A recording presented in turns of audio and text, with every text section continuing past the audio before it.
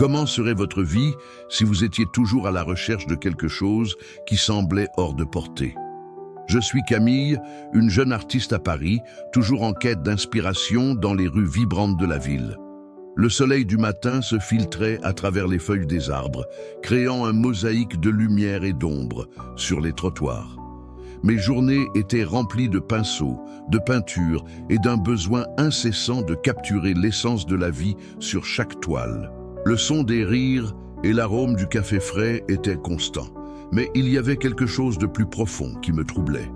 En contraste, il y avait Étienne, un homme d'affaires ambitieux qui dominait le marché de l'art. Il était charismatique et persuasif, mais sa quête incessante de pouvoir et de contrôle laissait derrière elle un sillage de froideur. Étienne voyait l'art comme une marchandise, une façon d'accumuler richesse et statut. Je l'observais de loin, ressentant une aversion croissante pour ses tactiques manipulatrices. Il semblait toujours un pas en avant, tandis que je luttais pour trouver ma place dans le monde artistique. Un matin, alors que je me promenais dans le quartier de Montmartre, j'ai été attiré par une nouvelle galerie. Les œuvres exposées avaient une qualité qui me faisait ressentir, comme si chaque coup de pinceau racontait une histoire. Cependant, en entrant, je me suis rendu compte que la galerie appartenait à Étienne. Mon cœur s'est accéléré et une sensation d'inquiétude m'a envahi. Il était là, entouré d'admirateurs, et je me sentais invisible, une simple spectatrice de ses réussites. Mon esprit s'est rempli de questions. Comment parvenait-il à transformer l'art en une entreprise lucrative, tandis que je luttais pour vendre une seule peinture? Le contraste entre nous était écrasant. Alors qu'Étienne manipulait les intérêts des gens, je cherchais sincérité et authenticité dans chaque œuvre. Ce qu'il voyait comme une opportunité, je le voyais comme une trahison de mon but. Cette différence agissait comme un poison, rongeant ma confiance. J'ai décidé que je devais faire face à cette réalité. Ma détermination a grandi et j'ai su que je ne pouvais plus permettre à Étienne de dominer la scène artistique sans résistance. J'ai commencé à travailler sur une nouvelle série de peintures, inspirée par les émotions qu'il éveillait en moi. Chaque œuvre devenait une explosion de couleurs et de sentiments, reflétant mon combat intérieur. Je voulais que le monde voie la beauté qui existait au-delà du commerce. Les semaines passèrent et une nouvelle exposition approchait. J'étais anxieuse, mais l'idée de rivaliser directement avec Étienne me rendait nerveuse. Il était un maître dans l'art de créer des illusions, et ses expositions attiraient toujours des foules. Cependant, je savais que mon travail avait quelque chose d'unique et de vrai. J'ai décidé que je ne devrais pas me laisser abattre. Le jour de l'ouverture de l'exposition, l'ambiance était électrique. Les gens flottaient entre les œuvres, admirant le travail des artistes locaux. J'étais nerveuse, mais déterminée à faire valoir ma présence. À chaque regard d'approbation, ma confiance grandissait.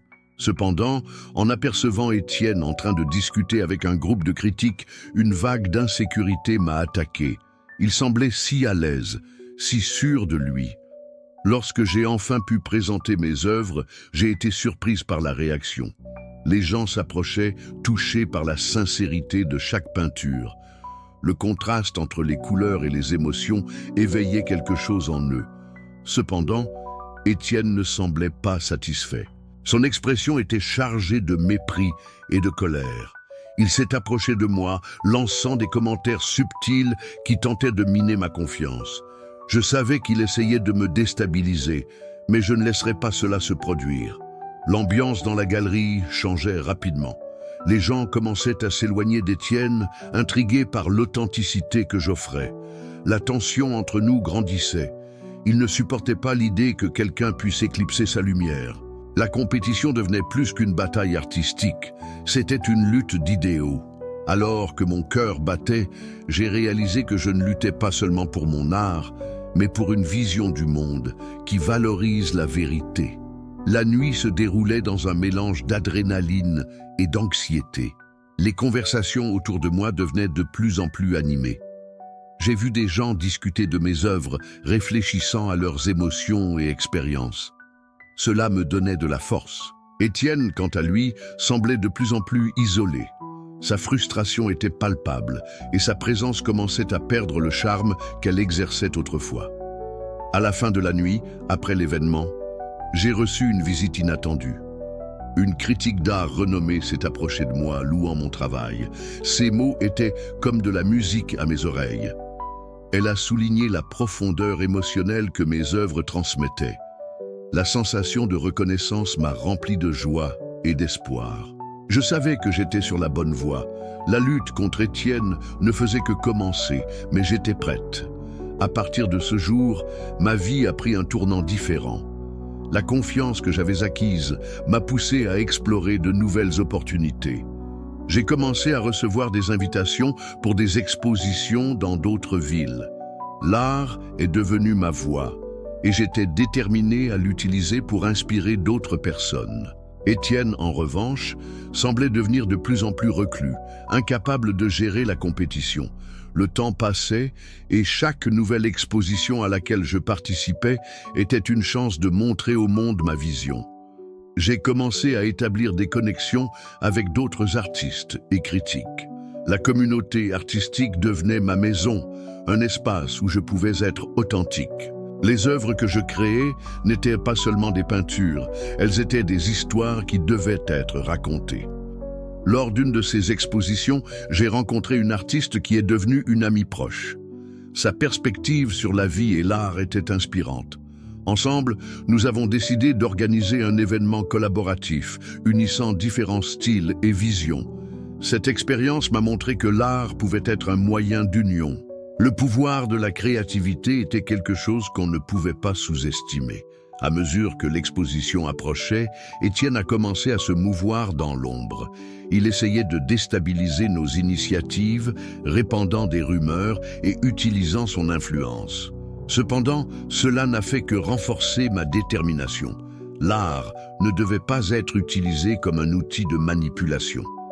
J'étais plus déterminé que jamais à montrer que l'authenticité prévaudrait toujours.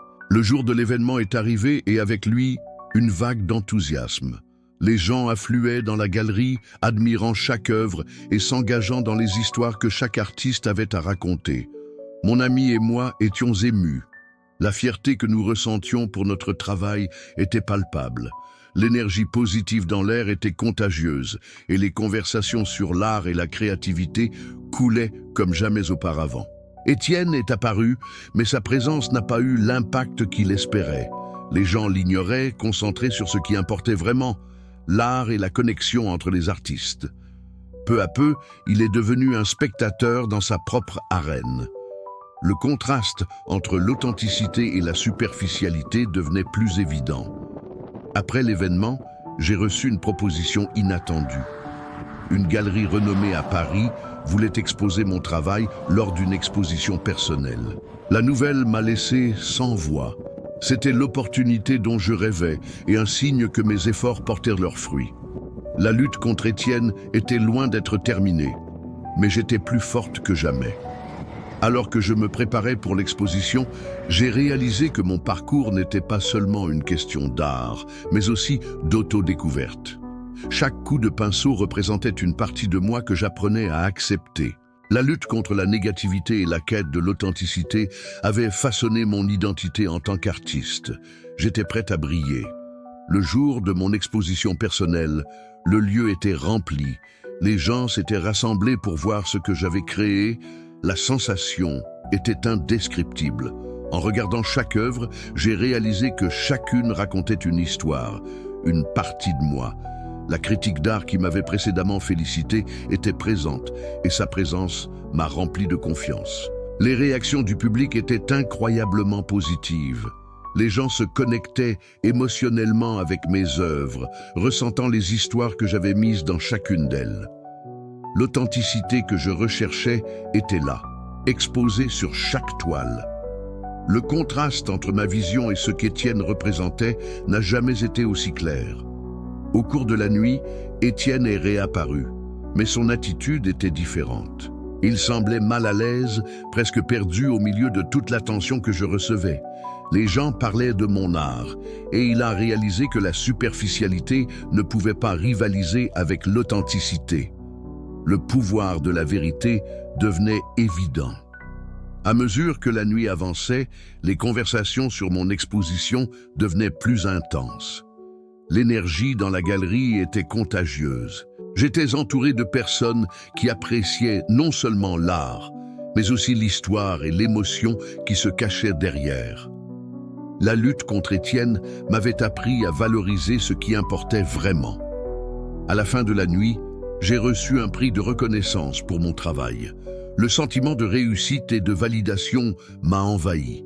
La lutte que j'avais affrontée s'était transformée en un triomphe. J'ai réalisé que l'authenticité l'emporterait toujours et que l'art avait le pouvoir d'unir les gens de manière profonde. Cette expérience m'a montré que la véritable valeur de l'art réside dans la connexion qu'il crée. Avec cette nuit illuminée par des sourires et des applaudissements, je n'ai pas seulement laissé derrière moi l'ombre d'Étienne, mais j'ai aussi commencé à comprendre ce que signifiait être une artiste dans un monde qui privilégiait souvent la superficialité.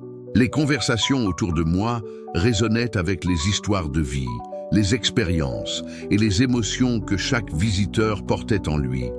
Et cela m'a fait réaliser que mon art était devenu un reflet de ce qu'était la véritable essence humaine. Au fur et à mesure que les jours passaient, l'impact de mon exposition continuait de résonner à Paris. La reconnaissance commençait à ouvrir des portes que je n'avais jamais imaginées. Des invitations à des collaborations commençaient à surgir et de nouvelles amitiés se formaient entre des artistes partageant la même vision que moi. La communauté artistique, autrefois un labyrinthe intimidant, se présentait désormais comme un espace accueillant, où l'authenticité était valorisée. L'une des artistes qui est devenue une amie proche était Amélie, une peintre au style vibrant et expressif. Elle apportait avec elle l'influence de l'héritage culturel de sa famille, originaire d'un petit village en Provence. Son histoire de lutte et de persévérance résonnait profondément en moi. Dans nos conversations, j'apprenais sur les traditions locales, comme les fêtes de la récolte et les célébrations saisonnières qui reflétaient la connexion des Français avec la terre. La manière dont Amélie incorporait ces éléments dans ses œuvres m'inspirait à explorer davantage mes propres racines et l'histoire qui avait façonné l'art à Paris. Pendant ce temps, Étienne, qui dominait auparavant la scène artistique, semblait perdre son pouvoir. Ce qui était autrefois une présence oppressante se révélait de plus en plus isolé. Il tentait, sans succès, de récupérer son influence, mais son style manipulateur n'avait plus le même effet. Les gens commençaient à percevoir la différence entre l'art qui était vendu comme un produit et celui qui parlait au cœur. L'authenticité, la véritable inspiration, s'établissait comme la nouvelle tendance. Dans les mois suivants, aux côtés d'Amélie et d'autres artistes, nous avons organisé une série d'expositions collectives qui sont devenues un succès. Chaque événement était une célébration de la diversité artistique et de la force de la communauté. À travers ces collaborations, nous avons appris à unir des styles distincts, créant une tapisserie vibrante qui reflétait la complexité de l'expérience humaine. À chaque nouvelle œuvre, nous nous éloignions davantage de la vision mercantile d'Étienne, réaffirmant notre engagement envers l'art qui touchait les âmes. Un jour, lors de l'une de nos expositions, une figure inattendue est apparue, une collectionneuse d'art influente, connue pour son regard aiguisé et sa capacité à découvrir de nouveaux talents. Elle s'est approchée de moi, louant mon travail et exprimant son intérêt à me représenter. À ce moment-là, j'ai réalisé que la reconnaissance n'était pas seulement une validation de mon travail, mais aussi une opportunité d'élargir le message auquel je croyais tant. La proposition était tentante, mais en même temps, une décision à réfléchir. Je savais qu'en entrant dans ce nouveau chapitre, je devrais maintenir l'essence de mon art, sans permettre à la quête de profit de le corrompre. En discutant avec Amélie, elle m'a rappelé que l'art est un reflet de ce que nous sommes et que, aussi attrayant que puisse être le succès commercial, la véritable réalisation venait d'être fidèle à soi-même. Après de nombreuses réflexions, j'ai décidé d'accepter l'offre de la collectionneuse, mais avec une condition: mon travail continuerait d'être authentique, axé sur l'émotion et l'expérience humaine. Ce serait la ligne que je ne franchirais pas. À partir de ce moment, mon art n'était pas seulement une quête de reconnaissance, mais une mission d'inspirer et d'unir les gens à travers les histoires que chaque toile racontait. Dans cette nouvelle phase, la lutte contre Étienne ne devint pas une querelle personnelle, mais une bataille pour un idéal. À travers mon art, je montrais que la beauté réside dans la vérité. Les expositions demeuraient un espace pour l'authenticité, tandis qu'Étienne devenait lentement un souvenir du passé. Il représentait une époque où l'art était perçu comme un objet de consommation, tandis que moi et mes collègues construisions un avenir où l'art était un pont entre les cœurs et les esprits. À chaque coup de pinceau, je sentais que je ne créais pas seulement. Je contribuais à une révolution silencieuse dans le monde artistique. La lutte pour l'authenticité et la vérité ne se limitait pas seulement à mon travail, mais devenait un mouvement collectif. Et à mesure que j'avançais, je réalisais que l'art, dans son essence la plus pure, était une expression de ce que signifie être humain, complexe, beau et, avant tout, vrai. Au fur et à mesure que la notoriété de mon art grandissait, l'environnement créatif à Paris devenait de plus en plus bouillonnant.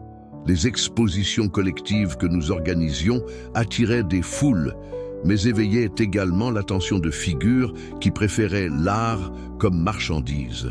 L'un de ces individus était Victor, un critique d'art renommé, connu pour ses analyses acerbes et son influence sur les décisions d'achat des collectionneurs. Il est même venu me voir après l'une de nos expositions, ses yeux évaluant chaque détail de mon œuvre comme s'il était un juge dans un tribunal. « Tu devrais envisager un style plus commercial », a-t-il suggéré sans détour. « L'authenticité est admirable, mais le marché est impitoyable. Tu dois penser à ton avenir. » Sa voix était un mélange de persuasion et de défi. Ses mots résonnaient dans mon esprit, créant une tension interne. L'influence de Victor pouvait être une arme à double tranchant. D'une part, elle pouvait m'aider à atteindre un nouveau public, mais d'autre part, elle risquait de compromettre ma vision artistique. À la recherche de réconfort, j'ai cherché Amélie. Lors d'une promenade le long de la Seine, où l'arôme des crêpes se mêlait à la fraîcheur de l'air nocturne, j'ai partagé mes incertitudes. « Tu ne peux pas laisser l'opinion des autres définir ton art », m'a-t-elle dit, s'arrêtant pour observer les lumières réfléchies dans l'eau. « Rappelle-toi pourquoi tu as commencé. Ton art est une extension de ton âme. » Ce que Victor ne comprend pas, c'est que la véritable beauté ne peut être mesurée en vente, mais en connexion. Ces mots résonnaient en moi, mais le dilemme persistait. Le désir d'être reconnu et la nécessité de rester fidèle à moi-même étaient devenus une bataille constante. Pendant ce temps, Étienne, bien que marginalisé, n'avait pas complètement disparu. Il avait commencé à utiliser ses connexions pour miner ma réputation, insinuant que mes œuvres étaient superficielles et que je n'avais pas ce qu'il fallait pour soutenir une carrière à long terme. La critique de Victor, bien que amère, semblait en phase avec ce qu'Étienne essayait de faire. Les semaines passaient et la pression augmentait. J'étais déterminé à ne pas me laisser abattre. Dans un acte de rébellion, j'ai organisé une exposition intitulée « La vérité nue », une collection d'œuvres explorant les vulnérabilités humaines, les peurs et les espoirs. Je voulais que chaque pièce soit un cri d'authenticité, une réponse aux voix qui tentaient de me détourner de mon chemin. Le jour du vernissage, la salle était pleine de personnes impatientes de voir ce que j'avais créé. L'énergie était palpable. Lorsque les lumières se sont éteintes et que les projecteurs se sont allumés sur les toiles, une vague d'émotion a parcouru le public. Chaque œuvre racontait une histoire. Chaque histoire était une invitation à la réflexion. À la fin de la nuit, j'ai réalisé que ce qui importait vraiment n'était pas ce que les critiques pensaient, mais la connexion que j'avais créée avec ceux qui étaient là. Cependant, l'euphorie a rapidement été éclipsée par un message que j'ai reçu de Victor. Il avait publié une critique féroce, dénigrant non seulement l'exposition, mais attaquant l'essence même de mon art. Une tentative désespérée de choquer, mais sans profondeur, avait-il écrit. L'impact fut dévastateur. La peur que son opinion puisse résonner parmi les collectionneurs et d'autres artistes a commencé à ronger ma confiance. Amélie, en apprenant la critique, a pris les devants. « Nous devons montrer à Victor que sa vision est dépassée », a-t-elle proclamé. Ensemble, nous avons décidé d'organiser un débat ouvert sur l'authenticité dans l'art, invitant critiques, artistes et le public en général à discuter de ce que signifiait vraiment être un artiste dans le monde contemporain. Cet événement a non seulement réagi à la critique, mais a également uni la communauté artistique autour d'un objectif commun. À mesure que le débat approchait, j'ai ressenti une vague renouvelée de détermination. L'art n'était pas seulement une question de vente ou de reconnaissance, c'était la capacité de toucher des vies. Le jour de l'événement, la salle était pleine. Le dialogue bouillonnait et l'énergie était contagieuse. Victor, dans son arrogance, était présent et je savais que j'avais la chance de l'affronter. Lorsque j'ai eu la parole, j'ai regardé dans les yeux du public et de Victor et j'ai affronté la question qui me tourmentait depuis toujours. Qu'est-ce que l'art sinon un reflet de la vérité que chacun de nous porte en lui? La salle a explosé en applaudissements. À ce moment-là, j'ai réalisé que je ne défendais pas seulement mon travail, mais aussi un nouvel idéal d'art, un qui ne se laissait pas façonner par la superficialité. L'événement n'a pas résolu tous mes problèmes, mais il m'a donné la force dont j'avais besoin. Le combat contre Étienne et Victor n'était pas seulement une bataille personnelle, mais un mouvement pour l'authenticité et la connexion humaine. Et à mesure que la nuit se déroulait, j'ai compris qu'au lieu de me laisser abattre, je commençais seulement à découvrir le véritable pouvoir de mon art. Alors que l'écho des applaudissements vibrait encore dans l'air, une nouvelle tension commençait à se former à l'horizon. L'impact du débat sur l'authenticité dans l'art avait non seulement suscité le soutien des collègues, mais aussi le regard critique de collectionneurs influents qui, jusqu'alors, étaient éloignés de mon travail. Entre eux se trouvait Isabelle, une curatrice renommée, connue pour sa capacité à transformer des artistes prometteurs en phénomènes du marché. Isabelle s'est approchée de moi après l'événement, ses yeux brillants d'une mixture de curiosité et d'évaluation. « Votre courage à vous exposer était admirable », a-t-elle dit, avec un sourire débordant de potentiel. « Mais j'aimerais discuter de la manière dont vous pouvez canaliser cette énergie en quelque chose qui résonne également avec un public plus large. » Sa proposition était tentante, mais elle portait aussi un poids. Isabelle était considérée comme une clé du succès commercial, mais son approche exigeait un engagement envers ce que je pourrais considérer comme une dilution de ma vision artistique. La pression de devoir décider rapidement commençait à s'intensifier, surtout quand j'ai appris que Victor prévoyait une nouvelle critique basée sur sa perception du débat. Pendant ce temps, ma relation avec Amélie devenait plus complexe. Bien qu'elle ait été un pilier de soutien, sa propre carrière était en ascension et la compétition entre nous commençait à émerger discrètement. Au cours d'une conversation informelle, j'ai réalisé qu'elle s'impliquait avec un groupe d'artistes qui promouvait un style plus commercial, quelque chose que j'avais rejeté. « Tu devrais envisager d'élargir tes horizons », a suggéré Amélie, en parlant de la nouvelle approche. Parfois, l'art est aussi une question de survie. L'idée que nos chemins artistiques pouvaient se bifurquer me dérangeait. La dernière chose que je voulais était de perdre la connexion avec quelqu'un qui comprenait ma lutte.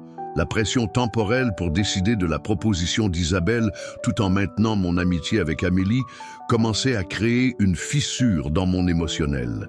Au milieu de cela, Étienne poursuivait ses efforts pour saboter ma réputation. Il a commencé à répandre des rumeurs sur ma prétendue manque d'originalité, insinuant que j'essayais simplement de suivre les tendances. Ce qui était autrefois une bataille personnelle se transformait maintenant en un conflit plus large, impliquant la communauté artistique. La nécessité de réaffirmer ma position devenait de plus en plus urgente.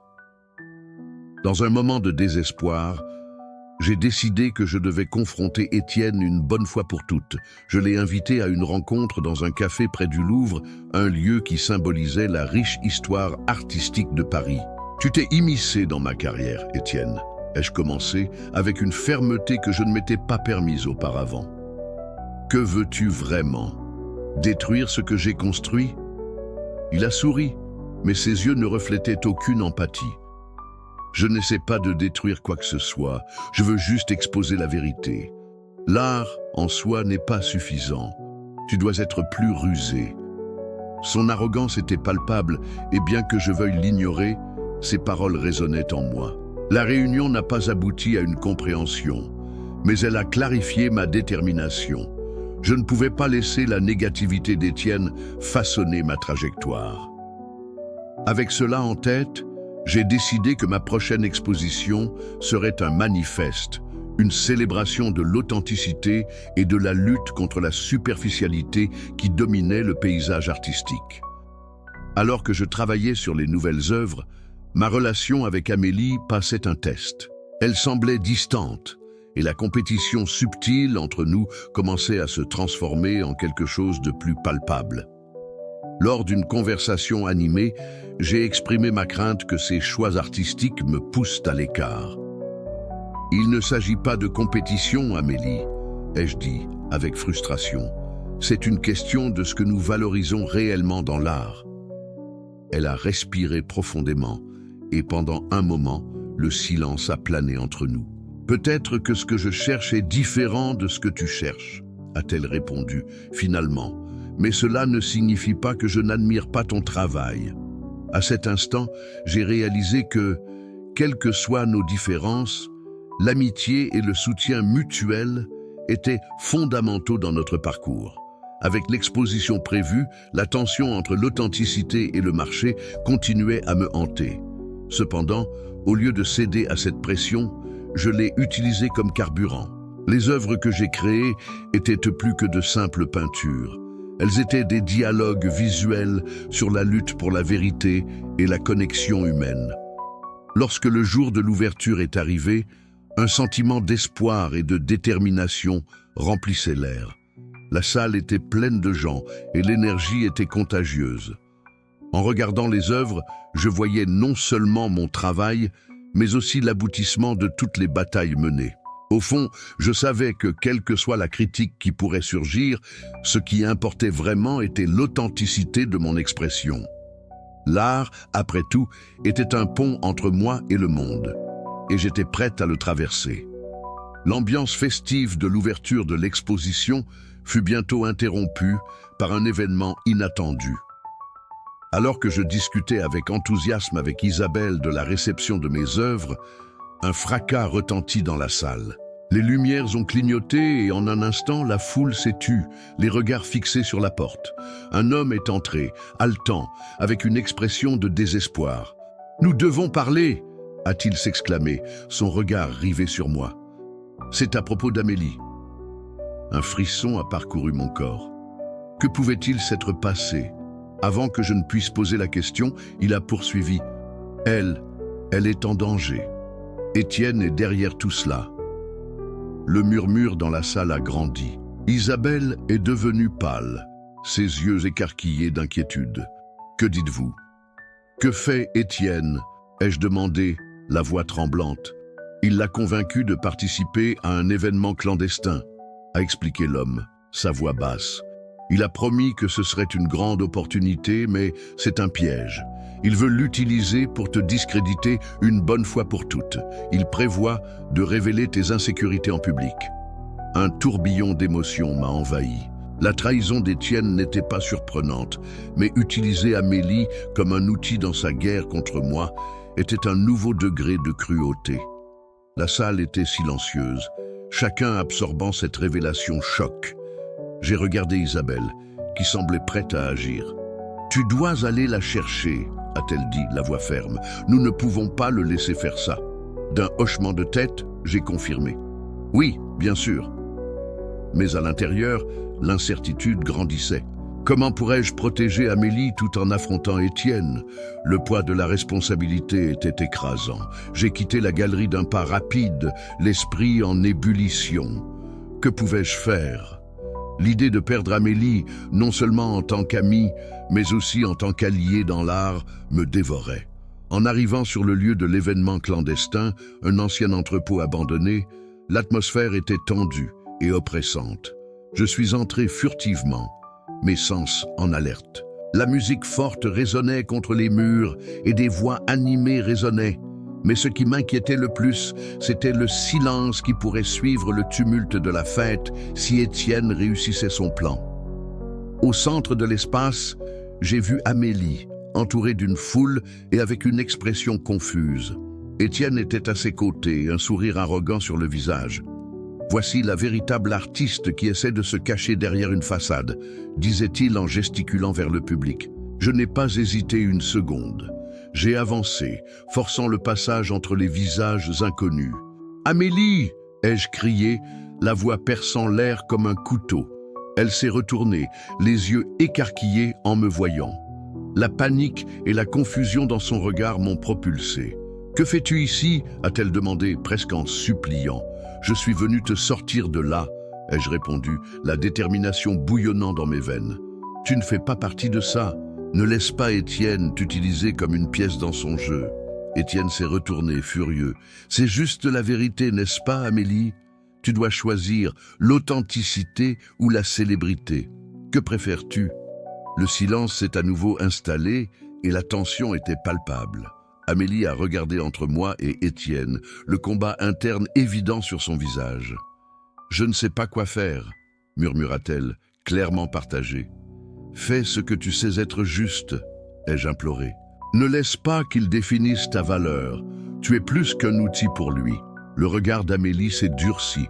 Finalement, elle a relevé la tête, la détermination prenant le dessus. « Tu as raison. Je ne peux pas laisser cela se produire. » D'un geste décisif, elle s'est éloignée d'Étienne, marchant vers moi. Le regard d'Étienne s'est transformé en fureur. « Tu vas le regretter !» a-t-il crié. Mais nous étions déjà en train de nous éloigner, la foule se séparant comme si le chaos était sur le point de se déployer. En sortant de cet endroit, l'air frais de la nuit nous a enveloppés. Amélie s'est tournée vers moi, les yeux brillants. « Merci, j'ai failli perdre le contrôle de qui je suis. » « Tu ne dois jamais oublier ta valeur, » ai-je répondu, encore haletant. Et ensemble, nous allons affronter Étienne. La connexion entre nous s'est renforcée à ce moment-là, non seulement en tant qu'artiste, mais aussi en tant qu'amis, se soutenant au milieu du tumulte. La bataille était loin d'être terminée, mais maintenant, nous formions une équipe, et la lutte pour l'authenticité dans l'art et dans la vie ne faisait que commencer. L'air frais de la nuit semblait apporter une nouvelle clarté, et la détermination d'Amélie irradiait une force renouvelée. Cependant, l'ombre d'Étienne planait au-dessus de nous. Nous savions qu'il ne renoncerait pas facilement. La sensation d'urgence s'est intensifiée alors que nous marchions dans les rues désertes, l'écho de nos pas remplissant le silence. Nous devons rassembler des alliés, ai-je suggéré, brisant le silence tendu qui s'était installé entre nous. Des personnes qui pourraient nous aider à affronter Étienne et son plan maléfique. Amélie a hoché la tête, ses yeux maintenant focalisés. Je connais quelques artistes qui ont aussi été la cible de ces attaques. Ils peuvent comprendre ce que nous affrontons. Avec cette idée en tête, nous avons décidé de nous retrouver dans un café local, un endroit où la communauté artistique se réunissait. L'ambiance vibrante et accueillante offrait un contraste bienvenu avec le climat lourd que nous avions laissé derrière nous. À notre arrivée, nous avons rencontré quelques visages familiers, mais l'anxiété était palpable. Tout le monde sentait que quelque chose n'allait pas. Dès que nous nous sommes installés, Amélie a pris la parole. Nous devons parler d'Étienne et de ce qu'il fait. Il ne veut pas seulement discréditer les artistes, mais aussi détruire nos voix. Les murmures ont commencé à s'intensifier et bientôt, la salle était remplie de voix indignées. Certains se sont levés, partageant leurs propres expériences de manipulation et de trahison. La force du groupe a commencé à se former et l'idée de résistance a envahi l'atmosphère. Nous avons besoin d'un plan, a déclaré un des artistes, un peintre qui avait souffert entre les mains d'Étienne. Si nous parvenons à exposer ces tactiques manipulatrices, nous pourrons retourner la situation à notre avantage. Amélie m'a regardé, une nouvelle lueur dans les yeux. Et si nous organisions une exposition collective, une façon de montrer la vérité derrière l'art qu'il essaie de contrôler? La proposition a suscité une vague d'enthousiasme. L'idée d'unir nos forces, de montrer l'authenticité et l'union de la communauté est devenue un objectif clair. Les conversations se sont intensifiées et rapidement, la salle s'est remplie de plans et de croquis, chacun plus audacieux que le précédent. À la fin de la nuit, nous avions un aperçu de ce que serait notre résistance. La détermination régnait. Cependant, l'inquiétude planait encore dans mon esprit. Et Étienne, il ne restera pas inactif pendant que nous nous organisons. Il a sous-estimé la force que nous avons ensemble, répondit Amélie, sa voix ferme. Et s'il attaque, nous serons prêts. Il y avait une confiance croissante entre nous, un lien forgé dans l'adversité. Dans les jours qui ont suivi, l'énergie du groupe s'est répandue comme un incendie. Le travail collaboratif a apporté un nouveau sens à notre objectif. Chaque artiste contribuait avec sa vision, et l'espace qui était autrefois rempli d'incertitudes pulsait désormais de créativité et de résilience. Les voix qu'Étienne tentait de réduire au silence s'unissaient maintenant en harmonie. Cependant, la tension ne tarda pas à se manifester. Lors d'une réunion, pendant que nous discutions des détails de l'exposition, un messager d'Étienne est apparu, interrompant le flux créatif. « Il dit que vous devez abandonner », a déclaré le messager, sa posture rigide et menaçante. « Sinon, les conséquences seront sévères. » Les mots ont flotté dans l'air, lourds et menaçants. Le groupe s'est échangé des regards, la peur et la détermination en conflit. « Nous sommes prêts à affronter tout ce qu'il lancera contre nous », a déclaré une artiste d'un air défiant. « Nous ne le laisserons pas nous intimider. » La réponse collective a été comme un souffle d'air frais, ravivant notre courage. Le messager a reculé, réalisant qu'il n'y aurait pas de place pour la peur parmi nous. La décision était prise. Nous lutterions non seulement pour notre art, mais aussi pour la vérité qu'il représentait.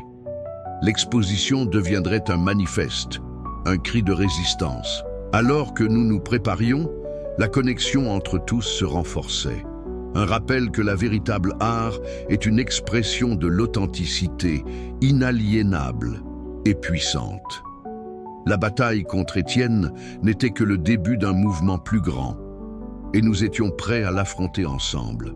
La préparation de l'exposition a envahi nos vies. Chaque jour était une nouvelle opportunité de révéler non seulement la profondeur de notre art, mais aussi la force qui émergeait de notre union. Les studios étaient remplis de toiles inachevées, de sculptures en cours et de rires nerveux résonnant entre les murs. Les conversations tournaient autour des idées, des couleurs et des formes, mais par-dessus tout, de la nécessité d'exprimer notre vérité.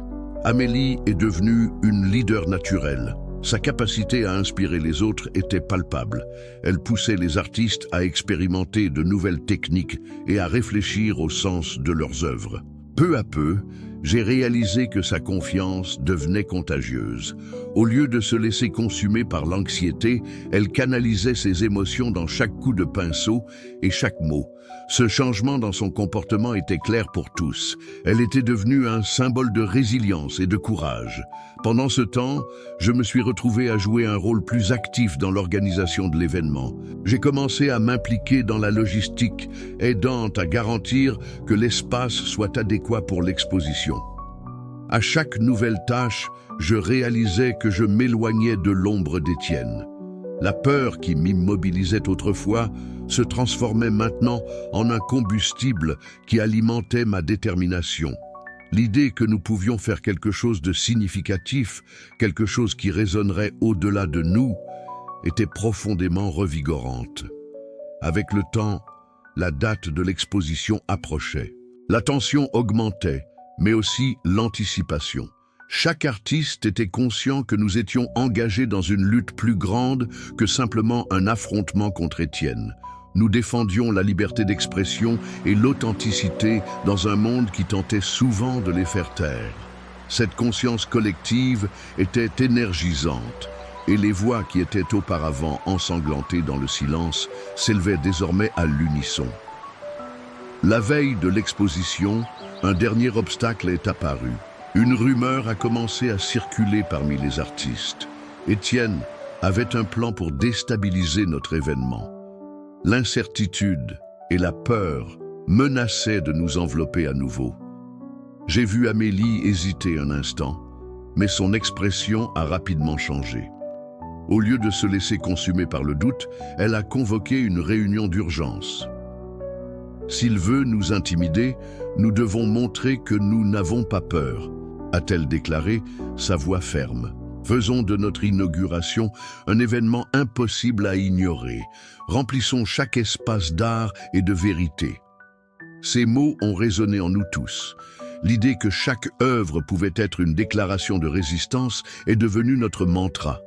La nuit qui a suivi a été remplie d'un travail frénétique, chaque artiste s'efforçant de terminer ses œuvres, de s'assurer que tout soit parfait. À l'aube, nous étions plus qu'un groupe d'artistes, nous étions une communauté unie par un but plus grand. Le jour de l'exposition, la galerie était pleine de vie. L'espace vibrait de couleurs et d'émotions, chaque œuvre représentant la lutte que nous avions menée. Des invités de toutes parts de la ville sont arrivés, attirés par l'énergie émanant de l'endroit. La présence d'Étienne, bien que redoutée, n'était plus un fardeau. C'était une motivation pour briller encore plus intensément. L'événement a commencé et les voix qui se sentaient auparavant menacées s'élevaient maintenant dans des discours passionnés. Chaque artiste partageait ses histoires, ses expériences et la force qu'il avait trouvée dans l'adversité. L'environnement s'est transformé en un espace de célébration, où l'art est devenu un moyen de résistance et d'autonomisation. Lorsque le moment de présenter notre œuvre collective est enfin arrivé, une vague d'émotions a parcouru la salle. Chacun de nous avait contribué à une partie de la vérité et la somme de celle-ci était puissante. Les applaudissements ont résonné non seulement comme une reconnaissance, mais comme un acte de solidarité. L'art non seulement a survécu, mais a fleuri au milieu de l'oppression. Cependant, la présence d'Étienne n'est pas passée inaperçue. Il est apparu à l'événement, son expression un mélange de colère et d'incrédulité. Mais au lieu d'être envahi par la peur, ce que j'ai vu, c'était une détermination renouvelée sur chaque visage autour de moi. Ce qu'il ne comprenait pas, c'était que la véritable force n'était pas seulement la résistance, mais la capacité à s'unir autour d'une cause commune. Amélie s'est approchée de moi, son regard fixé sur la silhouette d'Étienne. « Il ne peut pas nous arrêter », a-t-elle affirmé, la confiance dans sa voix inébranlable. « Nous sommes au-delà de lui maintenant. » Et à cet instant, nous avons su que la bataille contre Étienne ne concernait pas seulement l'art ou la reconnaissance. C'était une lutte pour la liberté d'être qui nous étions vraiment. La transformation qui s'était déroulée en chacun de nous était visible et l'exposition était devenue une célébration de cette évolution. Ainsi, la lutte qui avait commencé dans l'ombre de l'oppression brillait maintenant intensément sous la lumière de la vérité. Le jour de l'exposition a commencé avec une tension palpable. Chaque artiste se préparait pour ce qui pourrait être un moment décisif. La galerie était remplie de visiteurs, mais en même temps, il y avait une sensation que la présence d'Étienne pourrait tout déstabiliser. Cependant, cette possibilité n'était plus un motif de peur. Au contraire, il y avait une détermination collective à exposer notre art avec courage. Amélie s'est démarquée en apportant les dernières retouches aux œuvres exposées. Son énergie était contagieuse et tous ceux qui l'entouraient se sentaient poussés à donner le meilleur d'eux-mêmes. Les conversations entre les artistes se concentraient sur la façon dont chacun pouvait exprimer sa vérité et comment l'union rendait l'art encore plus puissant. Personne ne parlait plus d'Étienne. Il était devenu un élément secondaire de notre histoire. À mesure que les invités arrivaient, l'atmosphère devenait de plus en plus électrisante. La galerie pulsait de rires, de discussions animées et d'une attente croissante. Chaque coin était rempli de couleurs et d'émotions, reflétant les luttes et les victoires de chaque artiste. La confiance qui était autrefois un luxe était maintenant une nécessité, et tous étaient prêts à la revendiquer. Lorsque l'inauguration a commencé, Amélie est montée sur scène pour accueillir tout le monde. Sa présence était magnétique, et quand elle a commencé à parler, tous les regards se sont fixés sur elle. Aujourd'hui, nous ne sommes pas seulement ici pour montrer notre art, mais pour affirmer notre voix face à l'oppression, a-t-elle déclaré. Chaque mot qu'elle prononçait était un appel à la résistance, et le public a répondu par des applaudissements enthousiastes. Les discours des autres artistes ont suivi, chacun ajoutant une couche à notre narration collective. Les histoires de surpassement et de courage ont coulé comme un fleuve, inondant l'espace d'une force qui défiait toute tentative de silenciement. L'art, jadis considéré comme une forme d'évasion, devenait désormais un front dans notre lutte. Dès que les visiteurs ont commencé à interagir avec les œuvres, l'énergie dans la galerie s'est transformée. Les conversations sont devenues profondes. Les gens n'admiraient pas seulement l'art, mais se connectaient également à l'essence de chaque création. La reconnaissance de la lutte de chaque artiste s'est transformée en un dialogue vivant, et l'idée de communauté s'est solidifiée. Le collectif prospérait et la présence d'Étienne semblait de plus en plus lointaine. Cependant, il ne fallut pas longtemps pour qu'il fasse son apparition. La tension dans l'air s'est intensifiée instantanément. Il se déplaçait dans la galerie avec une expression de mépris.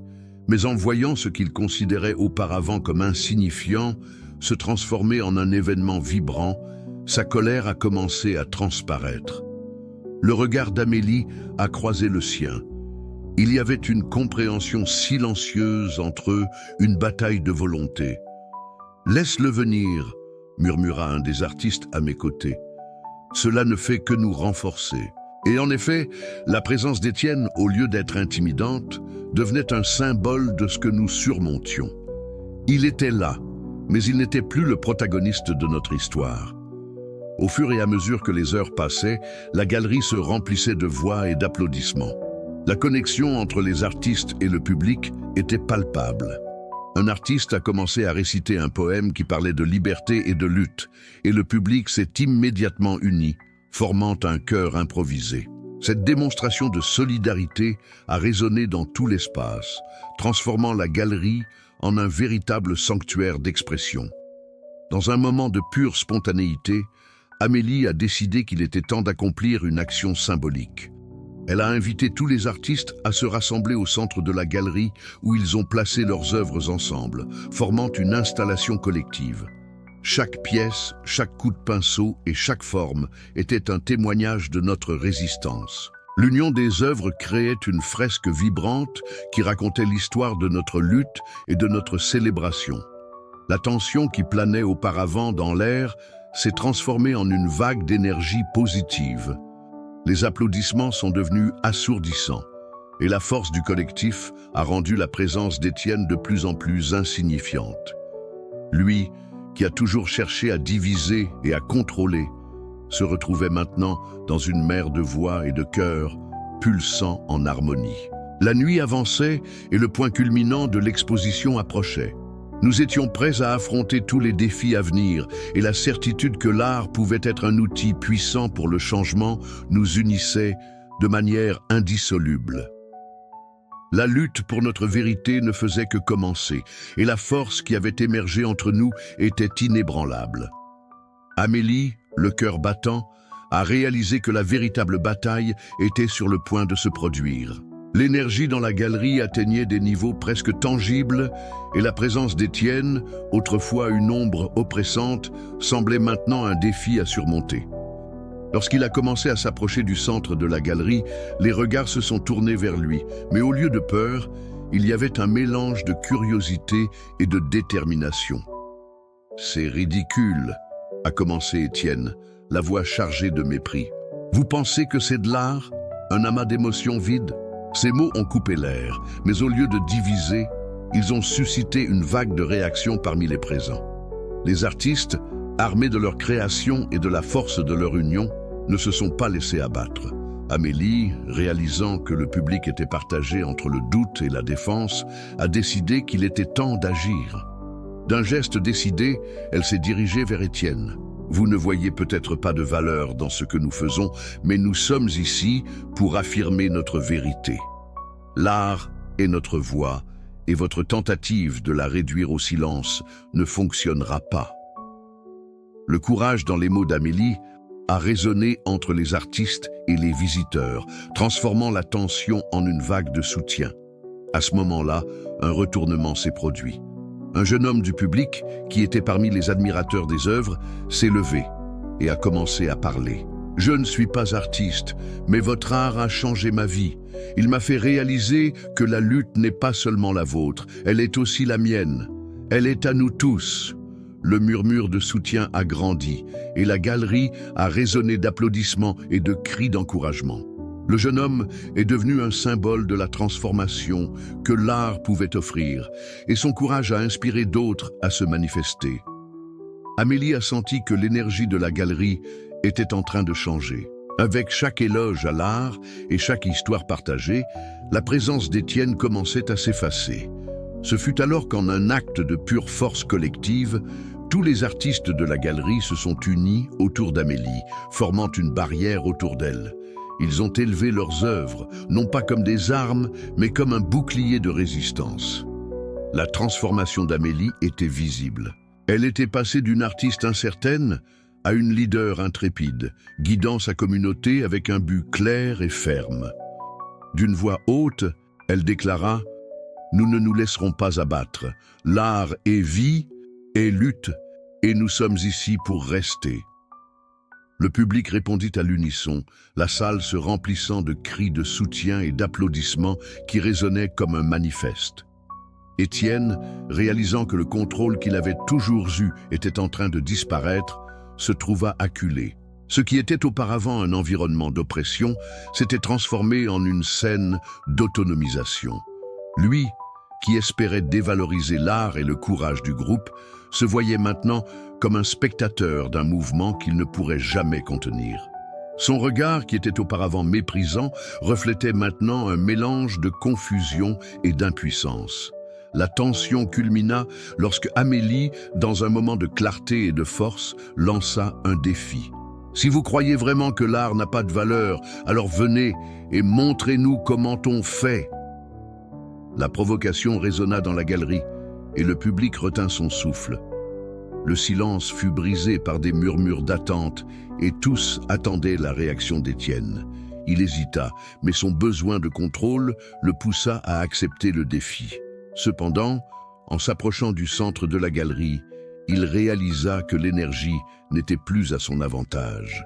L'art, qui était auparavant un instrument de domination pour lui, pulsait maintenant avec la force de tous ceux qui étaient présents. Amélie, à ses côtés, était transformée, pleine d'une confiance qui défiait toute tentative de réduction au silence. Le clou de la soirée ne se produisit pas seulement dans la confrontation, mais dans l'union qui se forma contre l'oppression. Étienne, dans un dernier acte de résistance désespérée, tenta de dévaloriser l'art une fois de plus, mais il n'y avait déjà plus de place pour sa voix. La galerie, désormais symbole de lutte et de transformation, témoignait que l'art, lorsqu'il était associé à la vérité, triomphe toujours de l'oppression. Les conséquences des actions d'Amélie et des artistes furent profondes et durables. La galerie, qui était auparavant un espace de peur et de méfiance, s'était transformée en un sanctuaire d'expression et de résistance. Le courage démontré par Amélie et ses collègues inspira non seulement le public présent, mais aussi une nouvelle génération d'artistes qui se sentirent encouragés à exprimer leur vérité sans craindre le jugement. Le jeune qui se leva et partagea son expérience devint un défenseur de l'art dans sa communauté, et sa voix résonna à travers toute la ville, provoquant un mouvement de soutien à l'art et à la liberté d'expression. Étienne, quant à lui, vit son influence s'estomper. La tentative de réduire l'art au silence ne fit qu'exposer sa fragilité et sa peur des émotions humaines qu'il méprisait tant. Sa résistance ne réussit pas à étouffer la passion qui avait fleuri dans la galerie. Au contraire, elle devint une illustration de ce qui se passe lorsque quelqu'un essaie de contrôler la créativité. Le mépris d'Étienne se transforma en un témoignage de sa propre défaite et il se retira, non pas comme un conquérant, mais comme un homme isolé, incapable de comprendre le pouvoir que l'art pouvait avoir sur la vie des gens. À long terme, la victoire d'Amélie et des artistes eut un impact profond sur la culture locale. La ville commença à valoriser l'art comme une forme essentielle de communication et de résistance. De nouveaux espaces artistiques émergèrent et les voix auparavant réduites au silence commencèrent à être entendues. La communauté s'unit autour de l'idée que l'art n'est pas seulement un reflet de la réalité, mais un puissant outil pour le changement social. Le mouvement grandit et les histoires de lutte et de surpassement commencèrent à être racontées à chaque coin de rue, sur chaque mur, à chaque représentation. Amélie, désormais figure centrale de ce mouvement, continua à diriger avec empathie et passion. Elle organisa des ateliers et des expositions, encourageant toujours les autres à partager leurs histoires et à lutter pour leur vérité. Son parcours l'amena à devenir non seulement une artiste, mais une défenseur de la liberté d'expression. Cette conclusion n'est pas seulement une fin, mais une invitation à réfléchir sur le rôle de l'art dans la société. Ce qui avait commencé comme une lutte personnelle s'était transformé en un mouvement collectif, prouvant que le courage d'un seul individu peut inspirer une vague de changement. À chaque coup de pinceau, à chaque mot, l'art continue d'être une forme de résistance et une célébration de la vie. Et vous, que ferez-vous pour soutenir l'art et les voix qui doivent être entendues? Ce n'est pas seulement une question d'expression, c'est une question de lutte. Venez vous joindre à nous et découvrez comment vous pouvez faire partie de cette transformation.